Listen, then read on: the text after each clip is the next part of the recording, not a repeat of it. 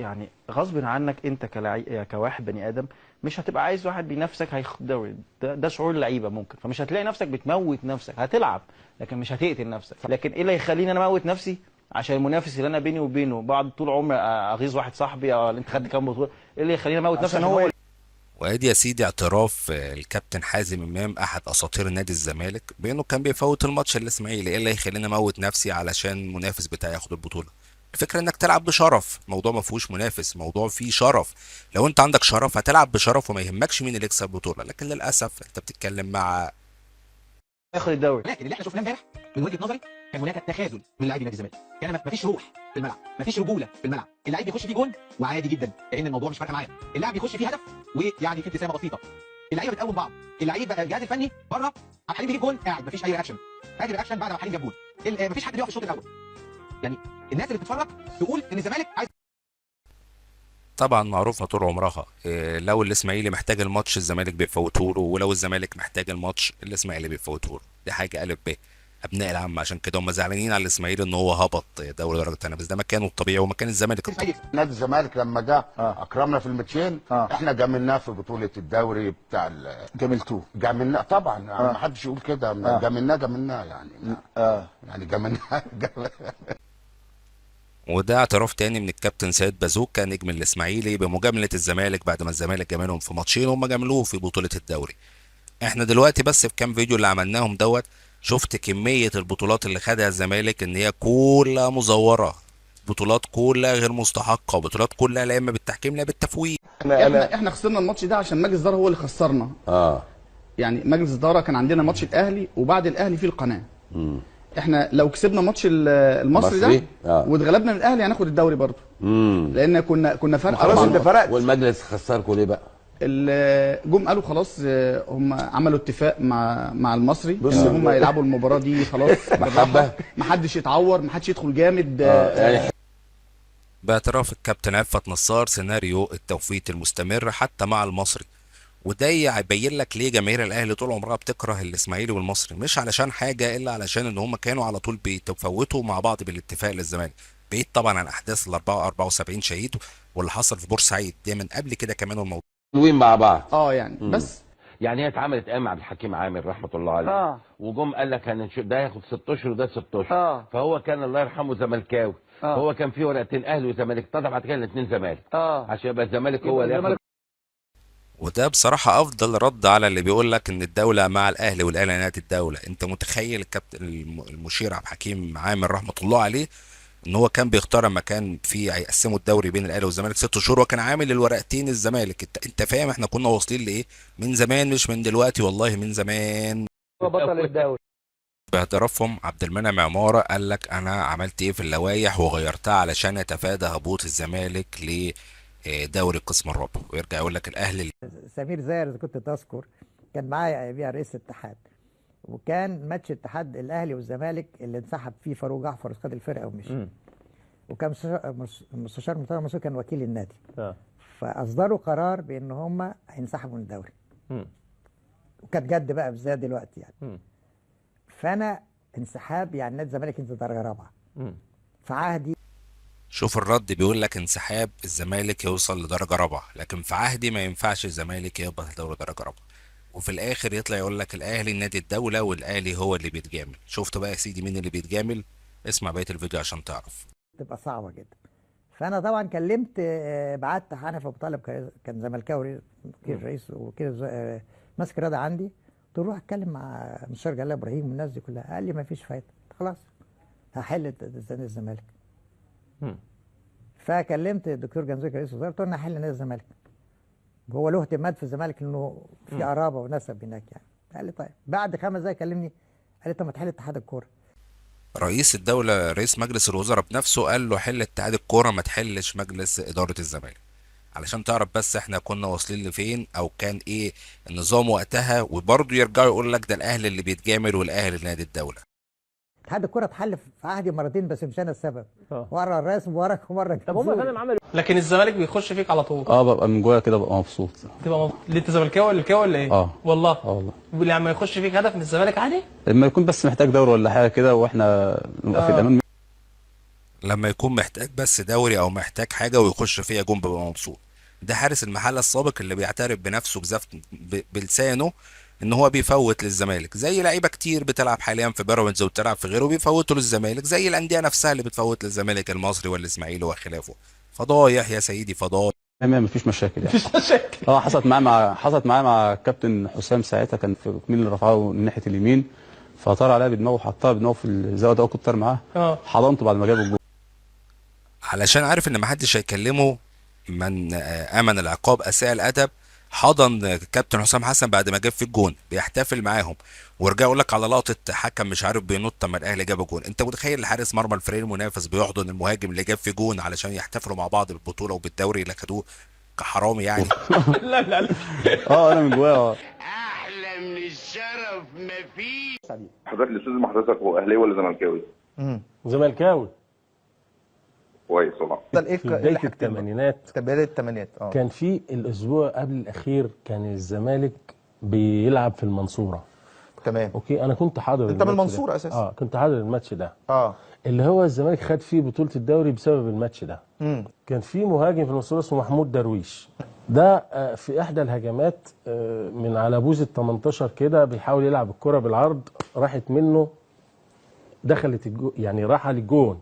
وكان عادل المأمور متقدم شويه، فراح لحقها ونام بيها جوه الشبكه الجانبيه. الحكم عبد الرؤوف المرشدي كان احتسب هدف. احتسب هدف للمنصوره، هدف مليون المية. الرايه قال له تسلل. ازاي؟ ما حدش عارف. القيامه قامت والدنيا. ده اعتراف تاني ببطولة مزورة تاني، بطولة دوري كسبوها بجون ما اتحسبش للمنصورة، وبعد ما الحكم حسبه المساعد رفعه اوفسايد. وده في حضور الكابتن الاسطوره اهو زي ما احنا شايفين في البرنامج، كابتن خالد الغندور، اللي على طول يطلع يقول لك الزمالك والعداله التحكيميه، وادوا الزمالك العداله التحكيميه وسيبوا بقيه الفرق تنافس. الزمالك لو خد العداله التحكيميه كان زمانه دلوقتي في دوري درجه رابعه وما كانش هيطلع تاني للدوري الممتاز للاسف. هي دي الحقيقه. باظت الدنيا، بصيت لقيت لعيبه نادي الزمالك حسن شحاته ومحمد صلاح فاروق والدنيا كلها نطوا من فوق السور الحديد ودخلوا اوضه اللبس، فاضطر الحكم ينهي المباراه واحتسبت للزمالك 2-0 وخد الزمالك الدوري في السنه دي. خدنا الكاس بالحكم اليوناني. انت بتتكلم في ايه؟ هتلاقي جمال محرم شريك ممدوح عباس. رئيسهم المستشار مرتضى منصور راسم السابق، هو بيعترف بنفسه ان ازاي كانوا بياخدوا بطولات وازاي كان ممدوح عباس بيجيب لهم حكام مخصوص علشان ياخدوا البطولات. ده باعترافهم. المفروض يبقى في تحقيق والله في الموضوع ده، المفروض الموضوع ما يعديش بالسهل كده. باعترافاتهم وبلسانهم يرجع برضه يقول لك احنا بنكسب بالعرق. السباك اليوناني هنا في مصر عيب يا جماعه. كابتن انا واخد ضربه جزاء ازاي يا كابتن؟ لا ضربه جزاء يا كابتن دي ولا الراجل ده لمسني لكن انا رحت له بص يا كابتن. ده اعتراف كابتن فاروق جعفر على احد ضربات الجزاء اللي خدها بالتمثيل. مش بس الضربه دي، لا استنى، ده هو هيعترف في الفيديو ده ان هو واخد ضربات جزاء من سنه 80 لحد سنه 84 كلها ضربات جزاء غير مستحقه. اتفرج. انا بروح اخبط نفسي. خدت كام ضربه جزاء في حياتك بالطريقه دي يا كابتن فاروق؟ كل ضربات الجزاء كل ضربات الجزاء من سنه 80 لغايه سنه 84 85 كل ضربات الجزاء ما فيهمش ولا واحده. ما فيهمش ولا واحده. ده جميل يا كابتن فاروق. ده اعتراف من الكابتن فاروق جعفر، وعلى راي الكابتن مدحت شلبي بيقول له انت جميل يا كابتن. فعلا انت جميل يا كابتن فاروق. ضربات جزاء من سنه 80 لحد سنه 85 كلها ما فيهمش ضربه جزاء وحيده صحيحه. وده ان دل على شيء يدل على ان جميع بطولات نادي الزمالك من سنه 80 لسنه 84 كلها بطولات غير مستحقه. وفي الاخر يرجع يقول لك الاهلي بيكسب بالتحكيم واحنا بنكسب بالعرق.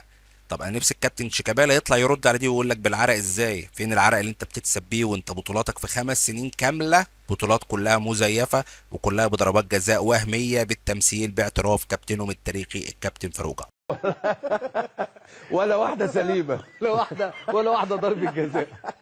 5 سنين بتشيل المدافعين. البطوله الافريقيه يا كابتن. البطوله الافريقيه كان وليد صلاح الدين كنت قاعد اقول له كده. البطوله الافريقيه سنه 84 احنا 3 ضربات جزاء مصريين في تاريخ نادي الزمالك. 3 ضربات جزاء حاسمه في تاريخ بطوله 84 اللي خدها الزمالك كلهم غير مستحقين. يعني كده دوري ابطال افريقيا سنه 84 اللي خدوا الزمالك دوري ابطال غير مستحق. ويرجع برضه يقول لك احنا بنكسب، الاهلي بيكسب بالتحكيم واحنا عايزين العداله. اتفرج على العداله وتابع.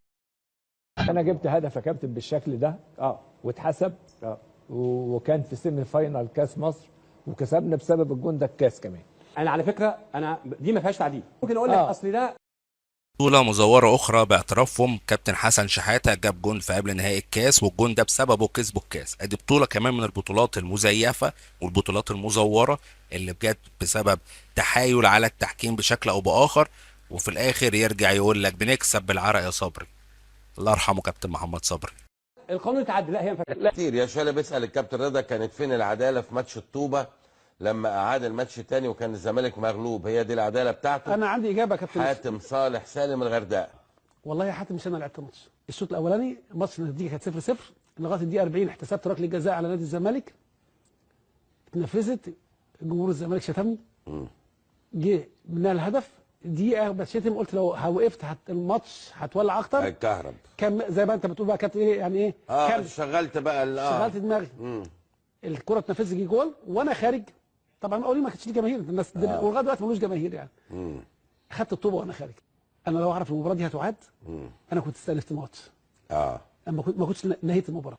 مش انا اللي لعبت المباراه. اعتراف صريح من كابتن رضا البلتاجي، يقول لك مش انا اللي لعبت المباراه، لو عارف ان المباراه هتتعاد انا ما كنتش وقفت الماتش وكنت استأنفته. وده ان دل على شيء يدل على ان هي بتدار من الغرف المغلقه والموضوع كله بيتم للزمالك. عايزين بطوله على راي المستشار مرتضى منصور. ده كان رايك انها ما تتعادش يعني، وتقريري ما كانش عيد المباراه. تقريرك ما كانش عيد المباراه. اتحاد الاهلي والزمالك اللي انسحب فيه فاروق جعفر خد الفرقه ومشي، فاصدروا قرار بان هم هينسحبوا من الدوري. انسحاب يعني نادي الزمالك ينزل درجه رابعه. فكلمت الدكتور جنزوكي رئيس الوزراء قلت له انا هحل نادي الزمالك. هو له اعتماد في الزمالك لانه في قرابه ونسب هناك يعني. قال لي طيب. بعد 5 دقايق كلمني قال لي طب ما تحل اتحاد الكوره.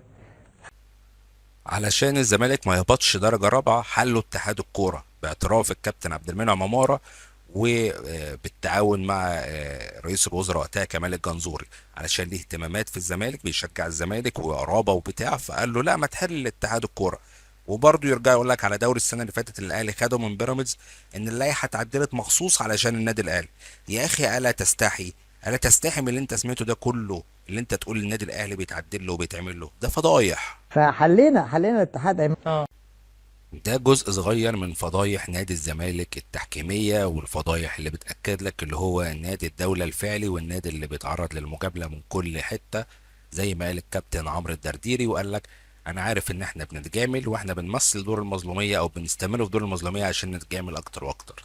تابع الفيديو وشوف بجد. والزمالك والزمالك في فتره كده كان في حكم لا داعي لاسمه واحنا في الزمالك هو كان زملكاوي كان يجي يزعق لك مثلا ويتنرفز عليك ويقول لك ايه اقف في 18، يعمل نفسه ان هو بيتخانق معاك والكلام ده، ولو كلمت تاني هطلع لك انذار. قلت تعالى اقف والله اقف تقف يقول لك ايه خش ال 18 ارمي نفسك. كان رضا عبد العال اللي على طول بيقول ان الاهلي بيتجامل تحكيميا وان بطولاته كلها بالتحكيم، بيعترف بنفسه بنفس ذات نفسه بلسانه ان الحكام كانت بتجاملهم، يقول له خش ال 18 وارمي نفسك وهديك ضربه جزاء. طب انت عايز ايه فضايح اكتر من كده؟ عايز فضايح اما هم بنفسهم يعترفوا بلسانهم على نفسهم. كابتن عصام الحضري بيتهم زيزو وبيقول له جعان، انا عصام الحضري يا جعان.